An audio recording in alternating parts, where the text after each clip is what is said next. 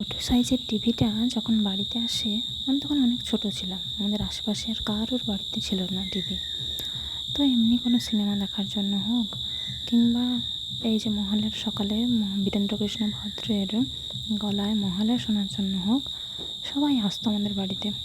আমি যখন মোটামুটি জ্ঞান পড়েছে, জানি বুঝি, দেখতাম, অবশ্য ভালোই লাগতো। তারপরে এই বড় টিভি আসে, সাল আমার ঠিক খেয়াল নেই। যাই হোক, তো বিভিন্ন ঝড়ঝাপটা, বিভিন্ন ঝামেলার কারণে টিভিটা বর্তমানে আর ভালো নেই।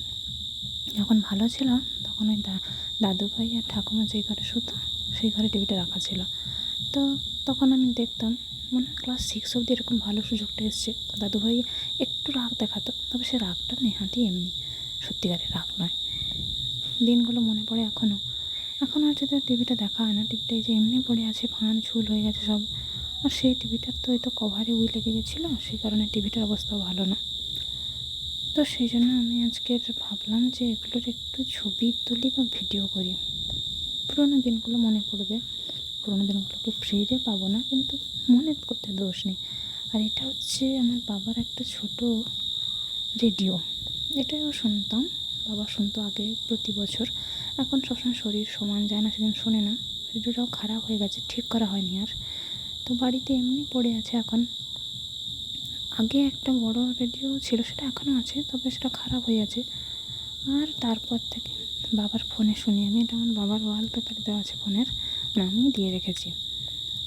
বাবার ফোনে শুনি। আমার নিজের ফোন হয়েছে 22 সাল থেকে, তবে আমি নিজের ফোনে শুনি না, বাবার ফোনেই শুনি মহালয়াটা। কিন্তু মাঝে মাঝে ইচ্ছা হলে কোনো চ্যানেলে মহালয়া কী হচ্ছে সেটা একটু দেখি, যদিও সেগুলো তেমন একটু ভালো লাগে না। তো সেই জন্য এবছরও সেরকমই দেখেছি। বাবাকে ডাকছিলাম, বাবার তো ঘুম ভাঙেনি, তো আমি একাই দেখেছি। মানে মজাটাই আলাদা জাস্ট। হয়তো এখন টিভি, রেডিও এগুলোতে কোনো কিছু শোনা হয় না, দেখা হয় না, মোবাইলেই দেখতে হয়। কিন্তু ওই যে বাবার জিনিস মানে ব্যাপারই আলাদা। তো মহালয়া এরকমই কেটেছে।